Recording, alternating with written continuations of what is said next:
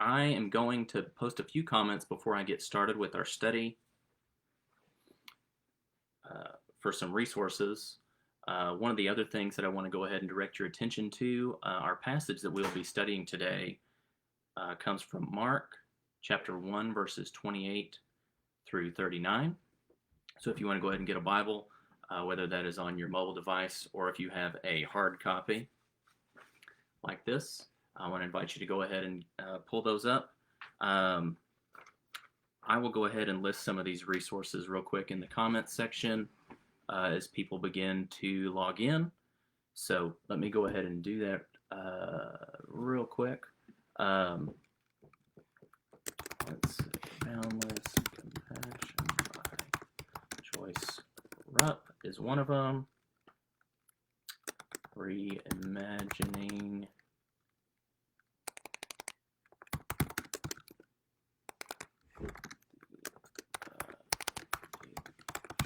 Examine by Mark Doe is another resource that I will be sort of referencing as well for you to use. And the last one is Field of Compassion by Judy Canato. Okay. So I wanted to go ahead and list those resources so that they're available to you, just so you sort of know where my frame of reference is that I'm coming from today. No matter where you may be tuning in from, no matter how you come today, and if you were logged in with friends, or if you were just tuning in by yourself, whether you're on phone, tablet, or some other, or a computer, I just want to tell you welcome. As we begin, and I did have one of my children was going to assist me in this as we begin. Today, what we're going to do is I will open with a prayer. After that, what we'll do is I'll tell you a little bit about myself, and then I have a little story that I'll share. We'll get into our scripture passage, and then we will conclude with a spiritual exercise. But as we begin, here, go ahead and come here. This is one of my tribe. Nathan, he is my oldest child. And what we're going to do this morning as we begin is we will open with prayer sort of as an invocation. Here, if you'll come here.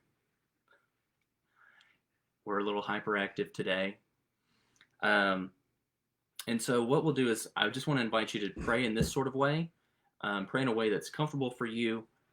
This is never by force. This is only by invitation. I'll be using simple body movements and gestures that you can repeat wherever you may be tuning in from, sort of as a way to check in with yourself and as a way to sort of make yourself present to God's Spirit that is already with us no matter where you may be. So I invite you to just repeat the body movements and echo aloud each phrase as we begin.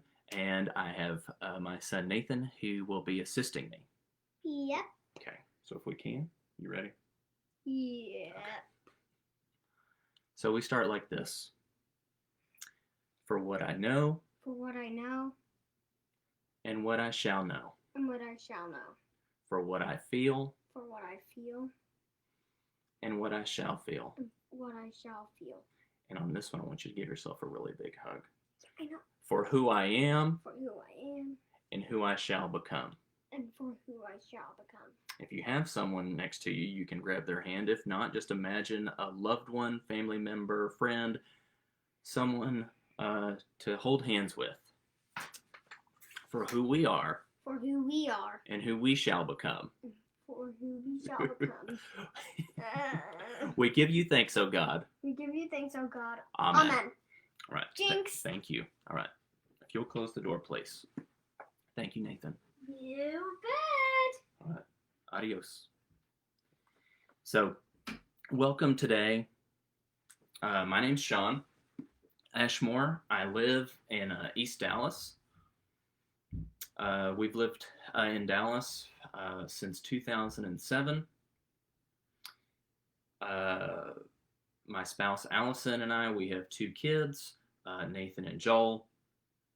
Vocationally, I am a full-time minister of domestic arts, which is a very fancy way of saying that I help in the raising of my children by staying at home with them.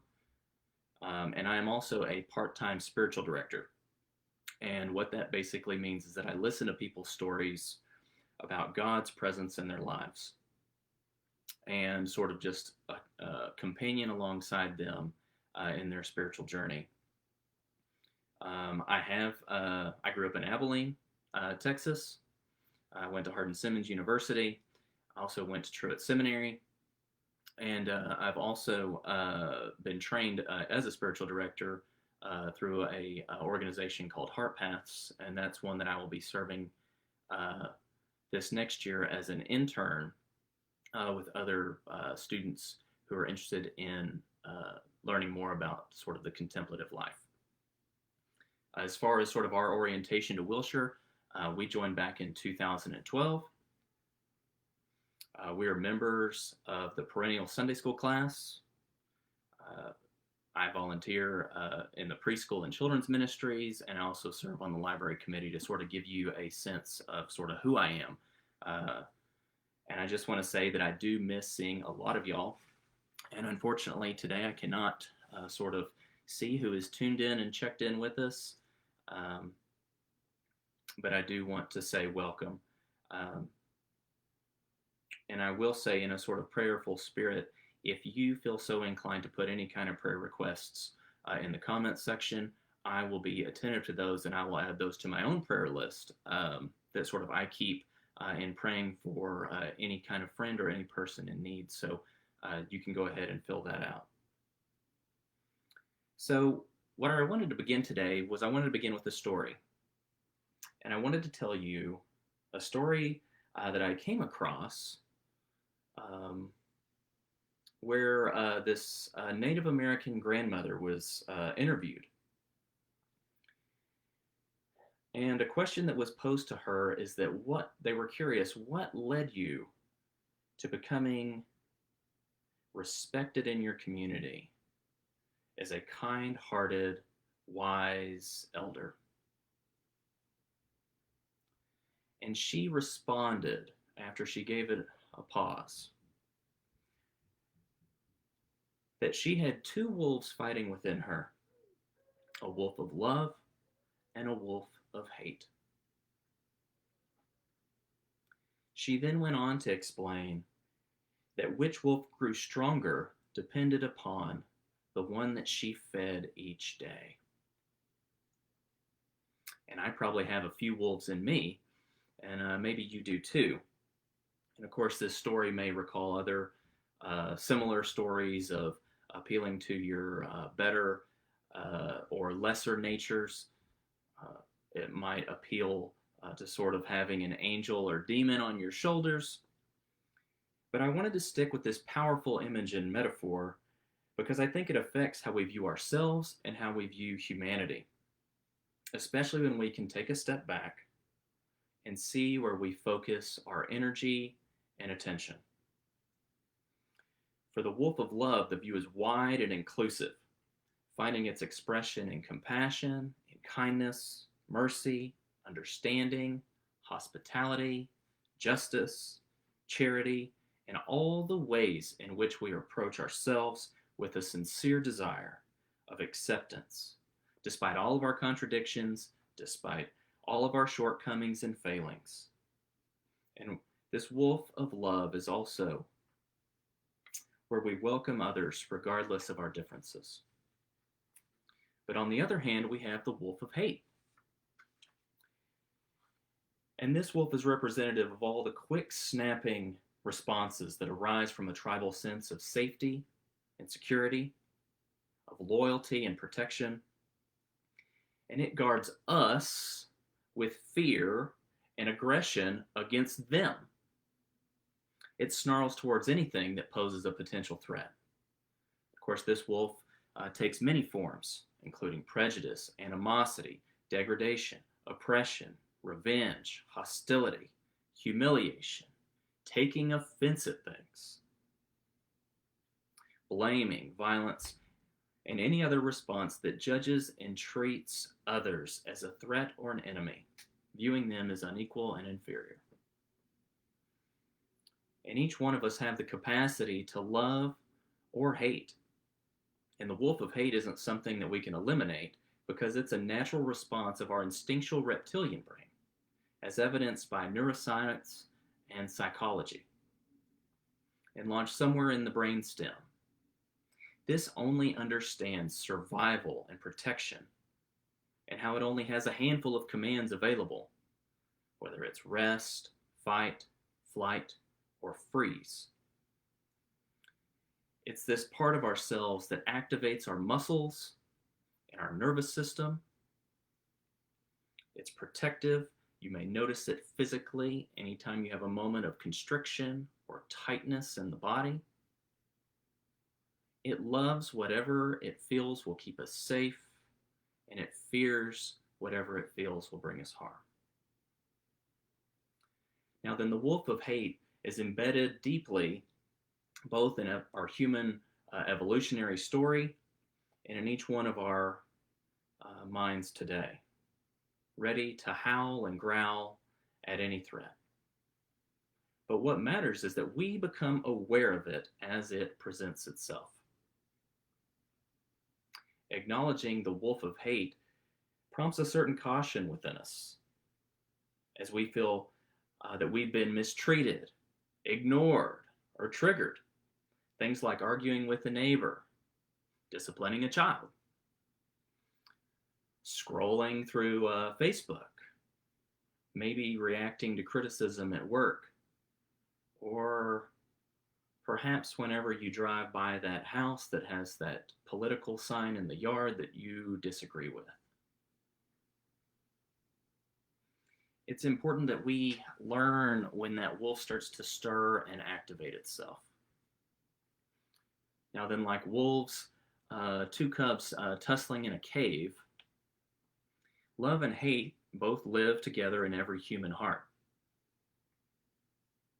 There's no killing the wolf of hate, as tempting as that might be, to think that we could just eliminate it, because the energy in any kind of attempt that we would do would actually create what we are trying to destroy. But if we can watch this wolf carefully, keep it tethered, and limits its alarm and its ability to set us off, it might actually do us some good. And meanwhile, we can continue to nourish and encourage the wolf of love, trusting that we are becoming more compassionate with ourselves and others in the natural world.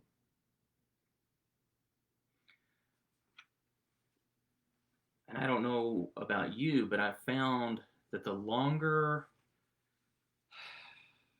that we've been living in this pandemic, the harder it is for myself to become compassionate.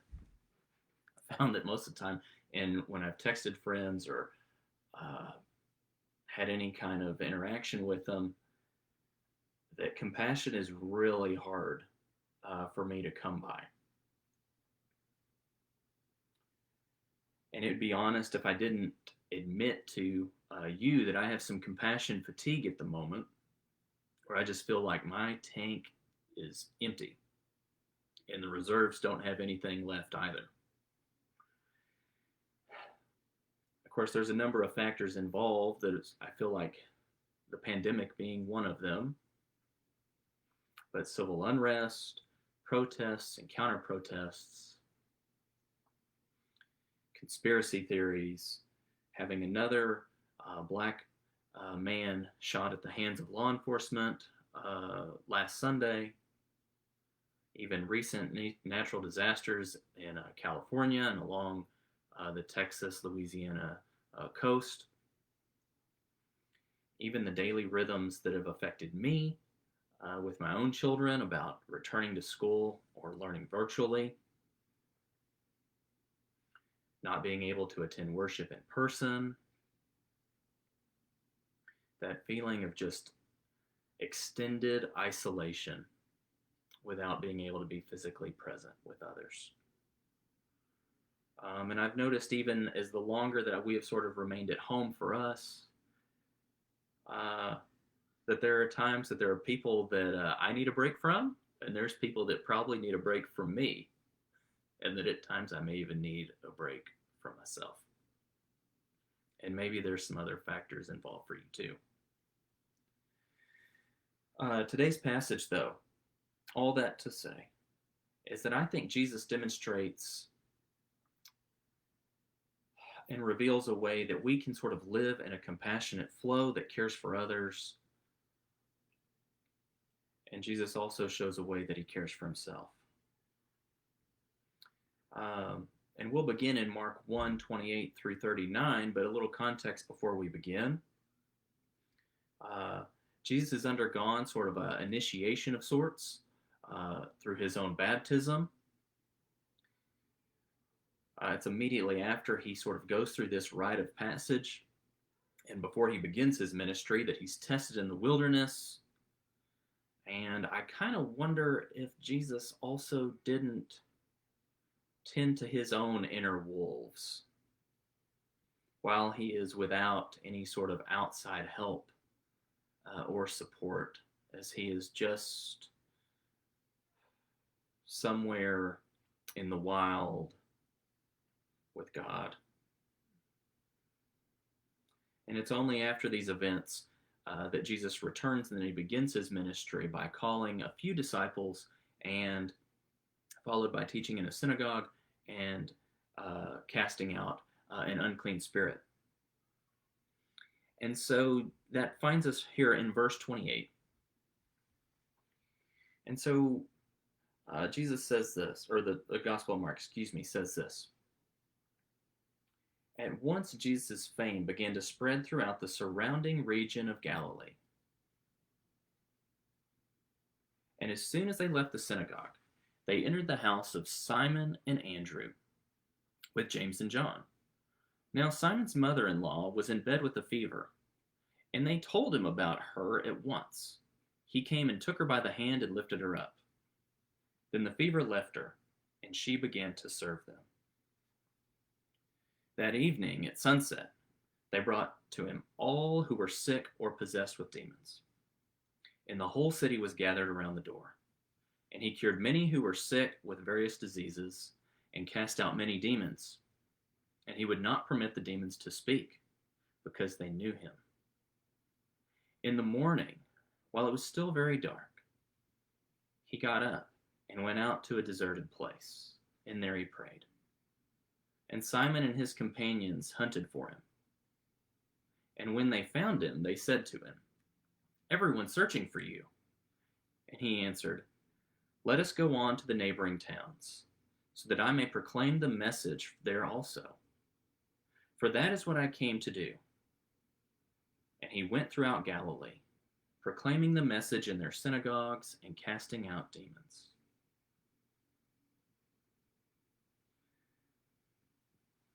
Phew! So, in this story, I'm sort of amazed by Jesus's stamina and endurance. I'd like to make a few observations sort of in the passage that we just read before we move into sort of a time of prayer and sort of self-reflection. What strikes me at the start of Jesus' ministry is the amount of movement in this rapid collection of events. Jesus' reputation begins to spread. He goes to visit those in need, and others are also drawn toward him. We find Jesus in a synagogue, a home, on the street, and also in a lonely place. Jesus is public and also secluded, and he's active during the day and at night. What also strikes me is the amount of relationships and human interactions that occur in just these 9 verses. If I were to ask Jesus, "Are you an introvert or an extrovert?" I imagine that sort of with a slight grin, Jesus would probably say, "Yes." He's a master at managing his energy level in giving himself to others, being with others, and receiving from others. There seems to be a magnetic quality of attraction simply through Jesus' compassionate presence. And it's within this movement among people that I notice the endless demands and interruptions that he experiences. And through it, I notice his compassionate response. There's no exclusion, but only welcome. He doesn't hurt or harm anyone, but offers healing and wholeness. He doesn't reject anyone for who they are, but receives them simply as they are. Now then, it's toward the end of these stories that I want to focus on Jesus' compassion, since it offers us an invitation to consider and sort of enter into wherever you may find yourself today. After Jesus had taught, and sort of something that we tell our own children, imagine that Jesus used all of his words for the day. After he had been with the disciples and various people in Galilee, all the way into the evening, I get the impression that Jesus knew that his pace wasn't sustainable if he didn't take a moment for himself to retreat and be with God. Verse 35 in Mark 1 says, "In the morning, while it was still very dark, he got up and went out to a deserted place, and there he prayed." And it's in this place where I find a lot of interest for me, where I have longed to get away from the moment, where I've wanted to check in with myself, where I've wanted to get away from any kind of work or home demands, where I have longed for a place to recharge and refill. Now, and I'll admit, back in March and April, I felt like I was in a pretty good place. Of course, those ideas and dreams of self-care came more easily and more readily, but the longer this goes on, I realize that there's still laundry and there's still things piling up. And the harder that it is for me to exercise compassion for others and also for myself. You know, the longer that I've remained at home, I've noticed my own tendency to become judgmental about things happening in the world. And the greater the temptation for me is to really feed that wolf of hate. And it's in this posture that I've begun to recognize that I have forgotten to welcome Jesus into my own prayer life and asking God for more of God's self, for love and for grace and for compassion. If I want to really affirm Jesus' own humanity and as being fully human, then I think that Jesus has displayed the pattern of transformation by finding ways to commune with God, by tending his own prayer life and taking all of his longings, feelings, thoughts, desires to God. Now then, there's no doubt within my own mind that Jesus reached his own daily limits of sort of just using up all of his energy because being around others and service, teaching, caring, and loving takes its toll. And in Jesus' private moments of prayer, I wonder if he approached God sort of vulnerably and honestly, where Jesus could be himself, where he could sort of put it all out and sort of let it go.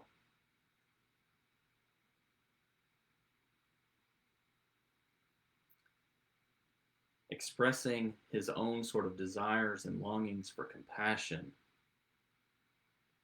not because it was in short supply, but because loving unconditionally just can wear us out. And was it in these private moments that he rested in a love that goes deeper and farther and wider, because that is who God is. A love without limits. And Jesus embodies the way of transformation by journeying inward to be with God and then going outward to be in the world. So, what I would like to do this morning and sort of land is with an invitation for us in our own journeys, with a practice that we can adopt and implement into our own rhythm of life in the contemplative practice of the examen. Now, then, this sort of prayer exercise or practice was created by the 16th century saint and founder of the Jesuits, Ignatius of Loyola. And there are many adaptations and variations to this prayer, one of which that I put in the comments that you can sort of reference if you want some different ways to sort of experience this type of practice. You may want to journal, or you may just prefer to sit with a question and to ponder it. But the point of the practice is to allow what we have just read or heard or experienced to become part of the whole of us. That this becomes more than just mental exercise. And this can be done with anything that we may come across that is sort of inspirational or spiritual. And today's this sort of pause was introduced to me in the book by Judy Canado, Field of Compassion. And I want to invite you to sort of begin with an examination of 3 R's that may be of benefit to you as we move into reflection. And these 3 R's are resonance, resistance, and realignment. And these R's are intended to guide us into witnessing our own inner space, maybe tend to those own wolves that may live within us, that we may sort of just pay attention to what is going on within us, and that we may give expression to what it is that we are experiencing. And sort of in this sort of witness, I just want to encourage you to just keep it to I, me, my statements, since this is about you and how you relate to God and how we can care for ourselves more compassionately. And of course, it's important that we remember that Jesus is always near and never far. One of the things I joke about within our own Sunday school class is that Jesus doesn't have to social distance from me. So as we get into these R's, and I'll give us a pause between each one, but I have a little sort of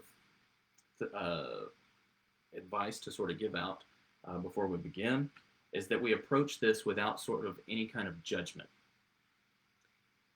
even if it's positive judgment or negative judgment, because that is the part of us that can sort of engage the ego, that's sort of rooted in fear, that may also sort of feed any kind of insecurities that we may be experiencing, and that it sort of can give us the illusion that we are somehow more in control. And so what I want to invite you to do is to sort of surrender that. So don't make any sort of judgments about your responses. Just stick with a very simple witness, like something like this. I notice I'm judging again. Or I'm angry right now. Or there I go again being afraid. Or there may be some other experience that arises for you. Just witness without assessment, and then move on. And if you find yourself clinging too tightly to something, then just ask God to help loosen your grip. And of course, this kind of noticing is at the heart of meditation and contemplative prayer, where we learn to express what is arising without any sort of judgment or any other kind of engagement. So if you can, make yourself comfortable, and I'll invite us to sort of go through these three, and then I'll close in prayer, and I'll give us a pause between each one. The first R to consider is resonance. What part have you heard today that rings true with your own experience and affirms what you know to be true?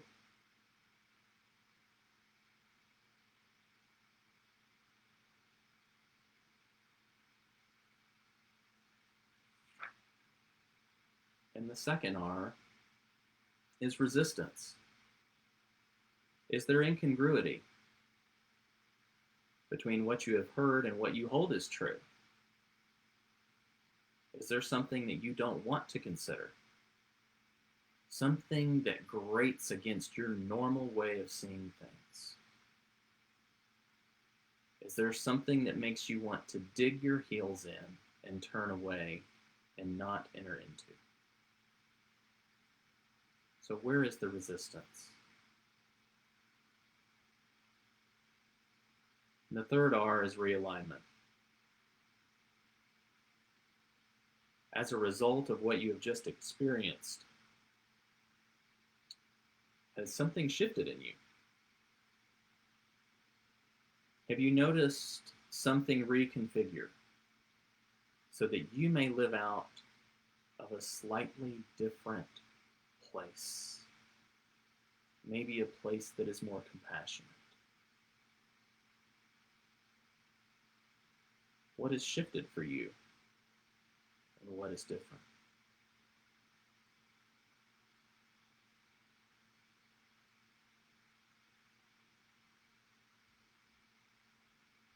So I invite you to consider those three things. Where is the resonance?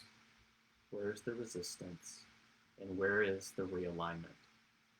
Trusting that we are becoming more compassionate, and also that we are becoming more free, so we aren't just clinging to anything or retreating.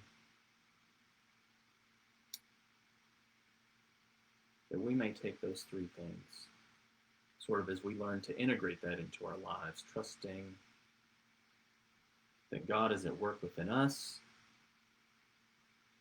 because that is where it starts, with ourselves, that we may be more compassionate in the world. Let's close in prayer. God, in great longing for wholeness, you continually invite us to dismantle all that is exclusive, hateful, and inhospitable. We cannot be whole until we embrace all that you have made and share all that you have given to us with a spirit of freedom, with compassion, and love. Please show us where we fall short or where we're too narrow, where we exclude rather than include, where we divide rather than unite.